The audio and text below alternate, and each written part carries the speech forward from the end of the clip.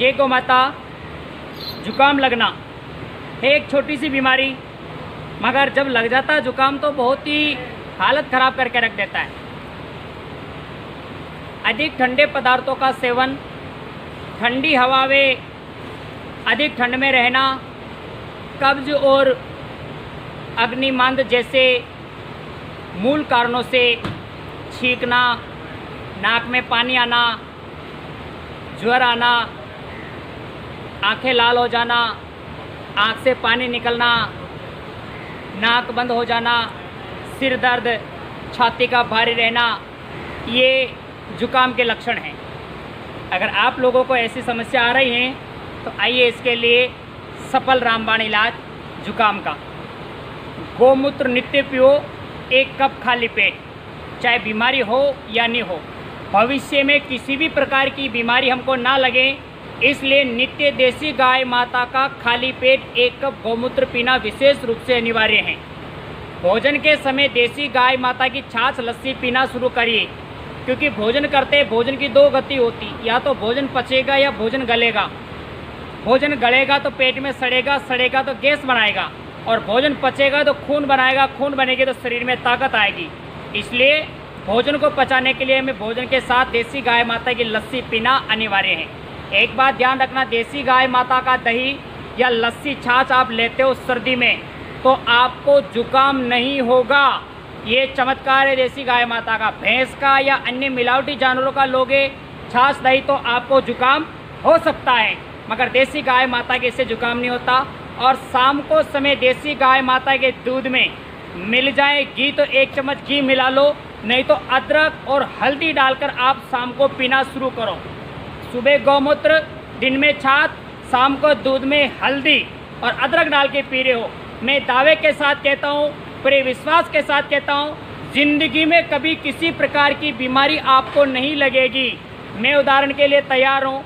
जब से गौ माता और गुरुदेव भगवान की शरण ली है तब से मैं कभी भी बीमार हुआ नहीं। और मैं आपको इतना कह दूँ आपके विश्वास के लिए कि जब तक जीऊँगा जब तक मैं कभी भी बीमार नहीं होऊंगा।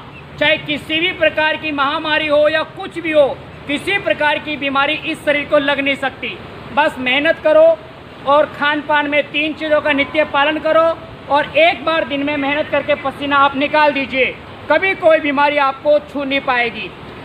और अन्य जो भी बीमारियां हैं इसके लिए भी मैं यही कहता हूँ, गोमूत्र पियो, दूध में हल्दी और अदरक डालकर आप शाम को पीना शुरू करो। गारंटी के साथ किसी प्रकार की कोई भी बीमारी, किसी प्रकार का कोई भी वायरस आपको टच नहीं करेगा। तो आप इनका पालन कीजिए। सुबह गोमूत्र पीना है। आइए जुकाम के ऊपर वापस लाता हूँ मैं आप लोगों को। सुबह आपको गोमूत्र पीना है। नाक में 2-2 बूंद पंचगव्य घृत 2-2 बूंद आप नाक में डालिए, और आप लोगों को सीने को सेकना है।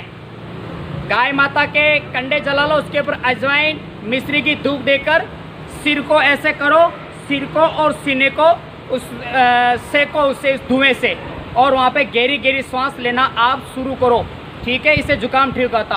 और देसी गाय के दूध में अदरक, तुलसी, हल्दी, लौंग, लहसुन डालकर आप लोग उसे अच्छा बढ़िया उबालो। काली मिर्च और इलायची भी उसमें डाल लो। ठीक है, ये एक तरह का दूध का काढ़ा बन जाएगा। रात को समय पीकर और सो जाइए। ठीक है, नाक बंद हो रहा है तो दालचीनी, काली मिर्च, इलायची, जीरा, ये सब बराबर मात्रा में ले लो। एक सूती कपड़े में लपेटकर उसे सूंघो, ताकि नाक से छींक आएगी और नाक आपका खुल जाएगा। अदरक के रस में शहद मिलाकर आप दिन में 2-3 बार चाटोगे तो इससे भी आपका जुकाम ठीक हो जाता। मेरे प्यारे गौ भक्तों, गौ माता की सेवा करते हुए आप इनका पालन कीजिए। मैं विश्वास के साथ कहता हूँ, एक ही बार में आपका जुकाम ठीक हो जाएगा।